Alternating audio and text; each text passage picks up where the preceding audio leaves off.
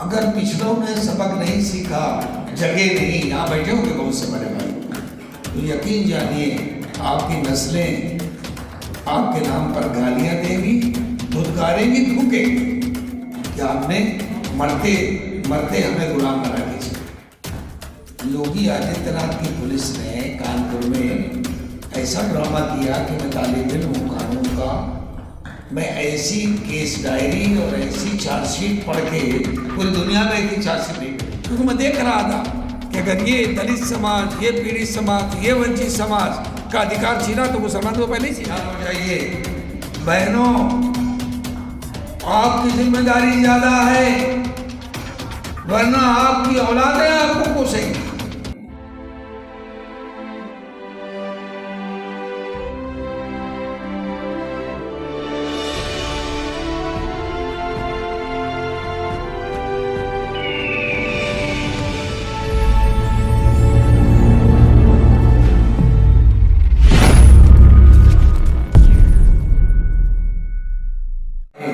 हर विद्यालय में, यहाँ तक कि पुलिस लाइन में दिखाई गई, पुलिस वालों ने देखा।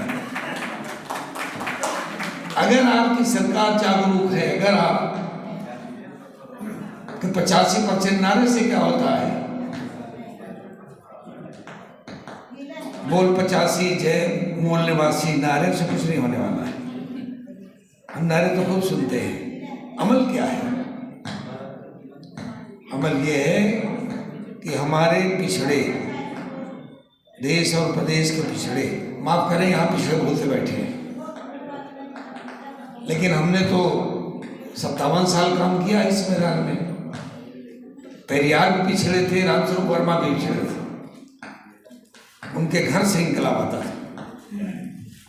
गीता जी यहाँ हैं, गीता जी के परिवार को मैं नहीं जानता, इनको ही जानता हूँ सिर्फ, शबनम जी को, लेकिन वहाँ तो उनके घर में बागी ही पैदा होता था।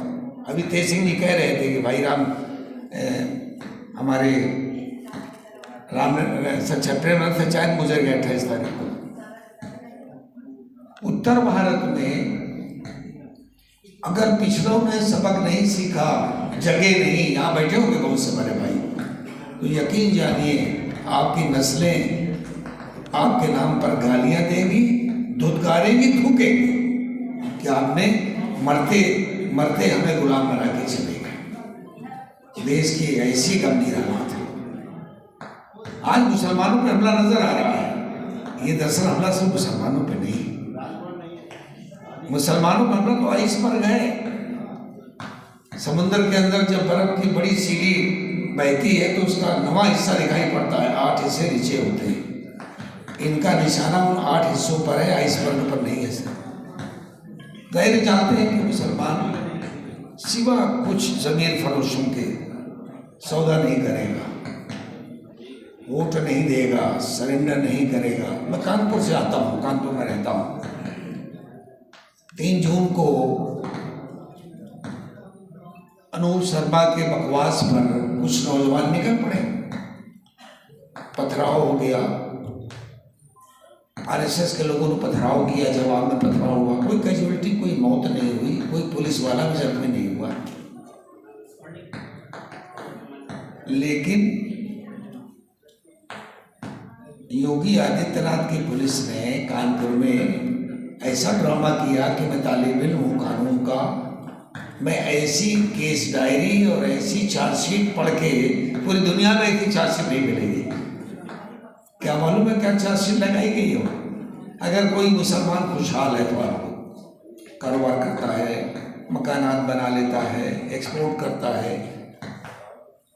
आप जानते हैं कि ईटरीज, खान पान का बड़ा अच्छा व्यवसाय चला है। मुसलमानों में बिरयानी, हैदराबादी बिरयानी, मुरादाबादी बिरयानी, ये सब 2-4 जगह लगा दिया, कमाने लगा 1000-2000 रुपये। 10 साल 20 साल में उसके बाद 2-4 मकान हो गए। अब जाहिर है कम शिक्षा होती है तो RTI ATR दाखिल नहीं करते, कुछ नहीं करते, इनकम टैक्स नहीं देते, या ऐसे ही सब।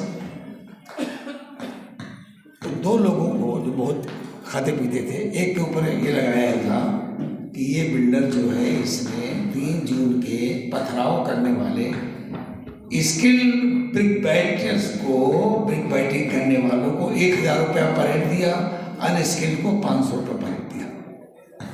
जो पथराव चलाने में चतुर थे उनको 1000, और जो चतुराई से पत्थर नहीं चला पाए उनको 500 रुपये दिए।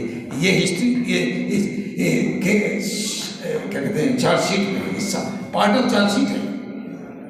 और बेशर्मी से एडमिनिस्ट्रेशन ने उन पर एनएसए भी लगा दिया, एनएसए भी लगा दिया।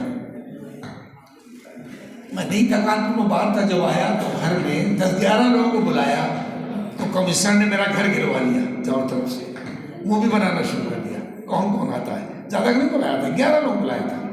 उलमा को बुलाया था, काजियान शहर को बुलाया था, बहुत ही चुनिंदा लोगों को बुलाया था। हमारे घर में बैठने की बाहर जगह भी ज़्यादा नहीं है, 15 लोग बैठ सकते हैं। तो जो आ रहा है उसकी वीडियो बन रही है कि ये मीटिंग क्यों कर रहा है। फोन आया डिप्टी कमिश्नर का, अरे आप पे एनएसए लग चुका है, 2001 में आप मीटिंग कर रहे हैं। तो हमने कहा हाँ एनएसए लगा था मेरे ऊपर, फिर लगवा दीजिए।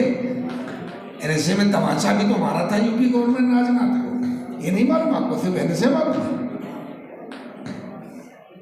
डराया जा रहा है, धमकाया जा रहा है, बर्बाद किया जा रहा है। बेंगलोर में कुछ नौजवान मुसलमानों ने किया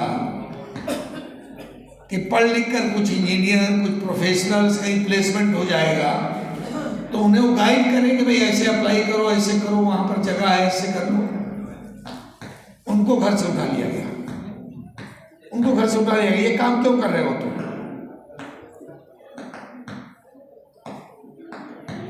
गुंडा सरकार, मवाली की सरकार, उत्तर प्रदेश, हरियाणा और मध्य प्रदेश। लेकिन हमारे एक दोस्त हैं रवि नायक, वो एक बात कहते हैं, मैं उनको दोहराऊंगा वो बात आपसे, शायद आपको भी प्रेरणा मिले। मैं तो उनसे बहुत प्रेरणा लेता हूँ, वो दिल्ली के रहने वाले हैं, बहुत संघर्ष किया पूरे जीवन उन्होंने।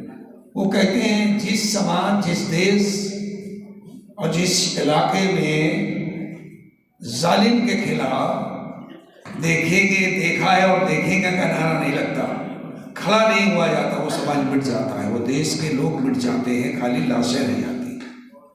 आप चाहेंगे कि आपका मुस्तकबिल, आपका भविष्य, आपके आने वाली जनरेशन लाशें बन के रहे, जिंदा लाशें बन जाए, या चाहेंगे वो जिंदा जावेद रहे? क्या चाहेंगे आप? यही चाहेंगे जिंदा जावेद रहे?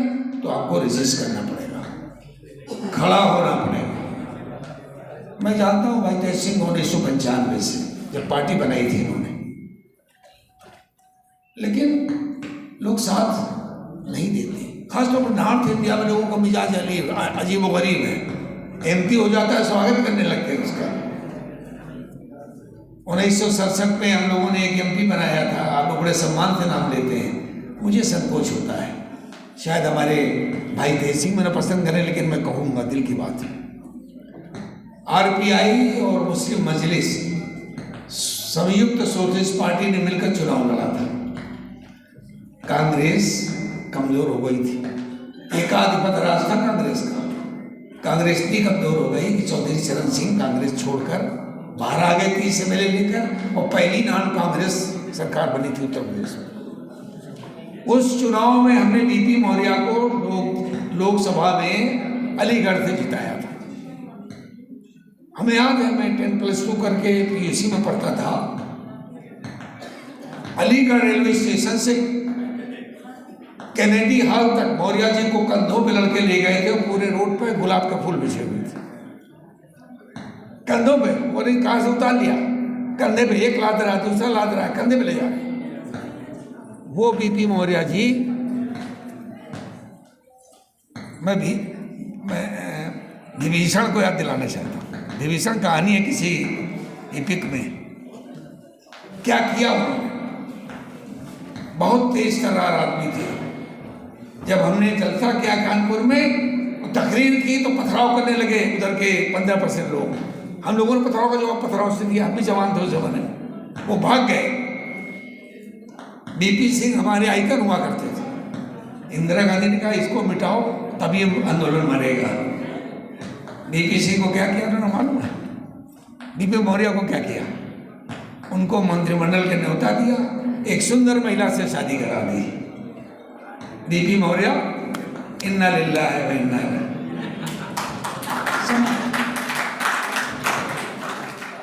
इसके बाद देखा मैंने काशीराम जी का मूवमेंट,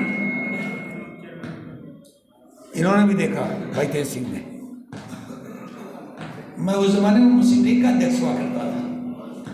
हमने कहा मुस्लिम लीग का काम बंद कर दो, काशीराम के काम पे साथ जुड़ जाओ, क्योंकि समाज नहीं बचेगा तो कहाँ से आप मुस्लिम लीग चला लोगे। हमारा मुसलमान समाज इलाहाबाद में वीपी सिंह का समर्थन कर रहा था, मैं काशीराम के साथ लगा हुआ था, और शंकरगढ़ का विधानसभा का सेगमेंट मेरे जिम्मे था, क्योंकि मैं देख रहा था कि अगर ये दलित समाज, ये पीड़ित समाज, ये वंचित समाज का अधिकार छीना तो मुसलमान तो पहले ही छीन जाएगा। काशीराम ने ईमानदारी से काम किया जब तक होश में रहे। अब दबाव का मदहोशी आ जाए तो जाहिर है कि कोई महिला हावी हो जाएगी, वो भी आंदोलन जो है इन्ना लिल्लाहि व इन्ना इलैहि राजिऊन, ये सेटबैक होते रहेंगे, घबराना नहीं है। किसी को बुरा लगे तो मुझे माफ़ कर देना, मेरे मुंह पे बुरा भला भला कह देना। हम समझते हैं डकैती है मूवमेंट्स का, डकैती बार बार पड़ेगी, लेकिन समाज के प्रहरी हमेशा खड़े रहते हैं, हमें खड़े रहना है। ये चंद सैकड़ा लोग आज यहाँ जो हाल में मौजूद हैं, अगर ये संकल्प लेकर जाएं, ये तय कर लें, हमें भाई तेज सिंह को भरोसा है कि ये अपनी आइडियोलॉजी को बदलेंगे नहीं। कुछ लोग कहते हैं बहुत तेज जबान बोलते हैं, बहुत सख्त हमला करते हैं। अरे कुछ लोग तेज जबान बोलने वाले होने चाहिए, मैं उनसे कहता हूँ भाई कुछ लोग ऐसे भी होना चाहिए जो तेज जबान बोले, ललकारे।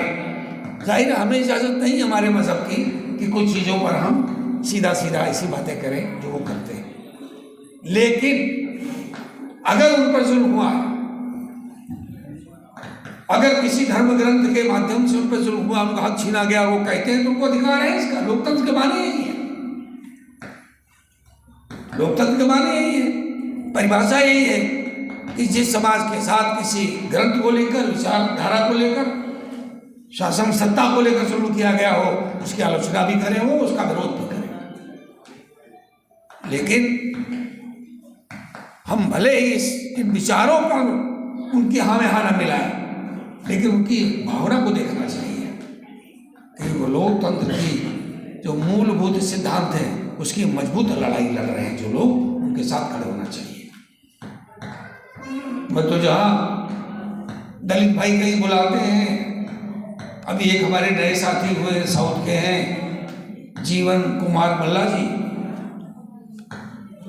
मैं उनको भी समझता हूँ कि भाई अंग्रेजी में बातें करते, हिंदी नहीं बोलते, लेकिन विचारों से अच्छे लग रहे हैं मुझे, शायद तो करेंगे। लेकिन अगर काश हम एक हो जाएं तो बन सकते हैं खुर्शीद मूवी, वरना इन बिखरे हुए तारों से क्या बात बने। अगर कुछ ऐसा हो जाए कि हम सब एक हो जाए।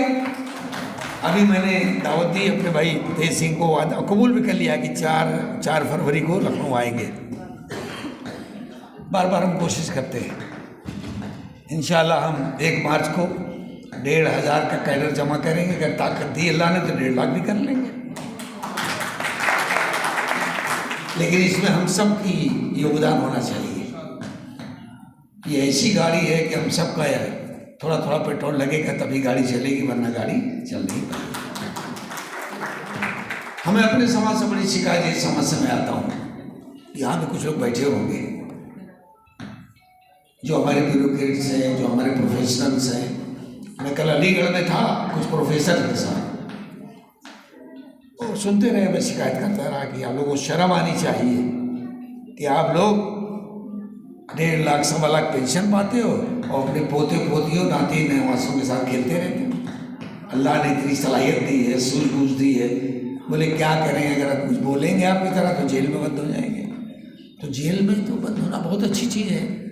कोई महान नेता, महान विचारक, महान कृति बगैर जेल में जाए नहीं हुई, लिखी नहीं गई। राम मनोहर लोहिया का व्हील ऑफ हिस्ट्री, इतिहास चक्र पढ़ा है लोगों ने? नहीं पढ़ा, पढ़िएगा। जो किताब लिखी है वो जेल में ही लिखी है। मौलाना अबुल अला मौदूदी ने जो तफसीर लिखी है वो जेल की बरकत है। वक्त जितना जेल में मिलता है, मुझे 13 ही महीना मिला। जो जेल में वक्त मिलता है, जो इंसान की फिक्री इस्लाह होती है, जो जुर्रत आती है, जो मोहब्बत मिलती है, और ईमान वालों के गुनाह ऐसे झड़ते हैं जैसे कि पतझड़ में पत्ते झड़ते हैं। तो इससे वाला क्या इनाम मिला, इससे वाला क्या इनाम मिला। सीए का आंदोलन चल रहा था, हमारे यहाँ एसपी और एडीएम आ गए घर पे। मैं 74 साल हो गए, 75 में दाखिल हो गया हूँ, अभी ज़्यादा नहीं, 75 साल का हुआ हूँ। शुगर वुगर है तो वो जानते हैं, सब बीमार है आदमी। मेरी बीवी वो 71 साल की अंदर बैठी थी, सुनती रहती है। आए कि आप देखिए ये धरना बंद कराइए। मैंने धरना कर रही थी, हमारे घर के बगल ही में मोहम्मद अली पार्क शाहीन बाग की तरफ, वहाँ भी चला लगातार। तो उठाइए धरना। हमने मौलवियों को भेजा, मानी नहीं, नहीं आप कहोगे तो उठ जाएगा। तो हमने कहा क्यों कहेंगे, हम तो चाहते हैं धरना चले, तो कैसे कहेंगे हम जाने। तो बोले जेल जाओगे। तो हमने कहा क्या फ़र्क पड़ता है, जेल की खाएंगे, जेल का पंखा चलाएंगे, जेल में पढ़ेंगे लिखेंगे, निकलेंगे तो पूरी पेंशन मिलेगी। अगर 3 साल में निकलेंगे तो 18 लाख मिलेंगे, हम नहीं तो किसी मस्जिद में काम आ जाएंगे। क्या करेंगे।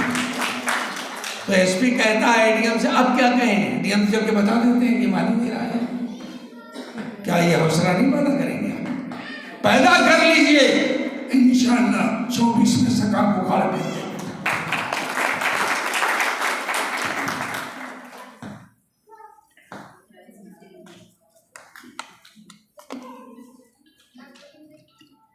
पता नहीं आपने कितना इमरजेंसी के बाद 70 देखा, आपने देखा है। 70 में आलम हुआ था जब इलेक्शन डिक्लेयर हो गया। मैं भी अलीगढ़ में था, छोड़ कर के अलीगढ़ चला गया मैदान में। कांग्रेसी भागते थे मैदान छोड़ के। इलेक्शन में मीटिंग करने आए, हम लोगों ने ललकारा, भाग गए। मिनिस्टर भाग जाते थे कि इनके जवाब तो दे नहीं सकते। पूरा नॉर्थ इंडिया से कांग्रेस साफ हो गई। आप तैयार हो जाइए बहनों, आपकी जिम्मेदारी ज्यादा है, वरना आपकी औलादें आपको कोसेंगी, आपके बदवानी बदुआ करेंगी। हिम्मत दिखाइए, आने वाले वक्त में ये आरएसएस और भाजपाई इनको पनाह नहीं मिलेगी, भागते नजर आएंगे आपका सामने। ये बहुत डरपोक होते हैं। और ये कारवां, हालांकि दिल्ली में मैं खड़ा हूँ इस वक्त, लेकिन ये कारवां लखनऊ से शुरू होता अच्छा रहेगा। शुरू यूपी से होता, पटना से चला, लेकिन मरकजियत गोमती के किनारे बनी। मैं कई बार कह चुका हूँ अपने भाई से कि दिल्ली छोड़ो, मुश्किल है थोड़ी, लखनऊ में कुछ दिन रह जाओ आप। लखनऊ में सही मायना में पिछड़े और दलित 85% से ज़्यादा हैं। और उत्तर भारत में सबसे ज़्यादा किसी प्रदेश में अगर आबादी है बंगाल के बाद हमारी, वो भी यूपी में है। लेकिन हमें सबसे ज़्यादा डराया जा रहा है। जानता है दुश्मन किसी चिंतित तल पर तब्दीली की कोई करवट ली जाएगी, ये 20% उसके साथ खड़े हो जाएंगे, इन्हें कहने की जरूरत नहीं पड़ेगी। लेकिन जाहिर है वो बेचारे क़यादत नहीं दे सकते। मुझ जैसा मामूली आदमी, अदना सा इंसान, कमजोर इंसान भी आप समझिए कि काम करता है तो लोग साथ देते हैं, बहुत साथ देते हैं। इतना साथ मिलता है, खाना भी मिलता है, प्यार से सुबह पहुंच जाइए तो नाश्ता भी करा देंगे, गाड़ी से पहुंचिए, अब तो मेरे पास गाड़ी नहीं है, पेट्रोल भी डला देंगे, निकलिए तो सही। हमारा तजुर्बा है कि कौम तैयार बैठी है परिवर्तन लाने के लिए। हमारे जो मुफक्किर हैं, बुद्धिजीवी हैं, उनको अपने प्रोफेशन को छोड़ देना चाहिए। 1.5 साल बचा है, अपने रूटीन वर्क को छोड़ देना चाहिए, मुल्क को बचाना चाहिए, लोकतंत्र को बचाना चाहिए। अगर लोकतंत्र न बचा तो इस देश की हमारा कोई भविष्य नहीं, हमारा कोई भविष्य नहीं। और ये चाहते हैं, इनके विचार लिख गए, सुना होगा आपने, पंजाब थाट पढ़िए, भीरू सावरकर की किताब पढ़िए। मैं वीर नहीं कहता, भीरू कहता हूँ, बुज़दिल कहता हूँ। जो अंग्रेजों से माफी मांगे वो वीर कैसे हो सकता है, भीरू होता है। भीरू सावरकर की चंद किताबें लेके इन्हीं के हेडक्वार्टर से पढ़ लीजिए, मालूम उन्होंने 2-3 बातें मैं बताना चाहता हूँ क्या लिखा है। एक बात तो ये लिखी है उन्होंने हमारे ताल्लुक से, हिंदू राष्ट्र की कल्पना कैसे साकार होगी, वो कहते हैं कि इस्लाम के मानने वाले और क्रिश्चियनिटी को मानने वालों को समाप्त कर दिया जाएगा, तभी हिंदू राष्ट्र बनेगा। और विदेशी विचारधारा को लाने वाले कार्ल मार्क्स के विचार जहाँ चलेंगे तो उसमें भी उनको भी निपटाया जाएगा। और बाद में इनके विचारकों ने अम्बेडकर साहब पर निशाना साधा। उस वक्त बीजेपी नहीं थी जब उनके बारे में कहा गया, किसी ने कहा, मैं नाम नहीं लूँगा, आप सब जानते हो, कि बाबा साहब के लिए तो लोकसभा के दरवाजे नहीं बंद किए गए हैं, रोशनदान भी बंद कर दिए गए हैं। बाबा साहब संसद में प्रवेश नहीं कर सकते।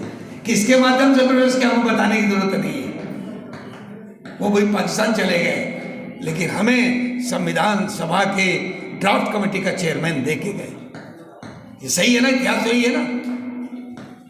मैं नहीं कह रहा कि किस कौम की लीडरशिप थी, नाम भी लेने की जरूरत नहीं है, लेकिन बाबा साहब के की जबान बंद करने के लिए खुद गांधी जी और तमाम लोग गोलमेज सभा में जब मिले उन लीडर से कि आप बाबा साहब का साथ न दीजिए, ब्लैंक चेक कुछ चाहिए लिख लीजिए, उन लोगों का नहीं, हम मजलूमों का साथ नहीं छोड़ सकते।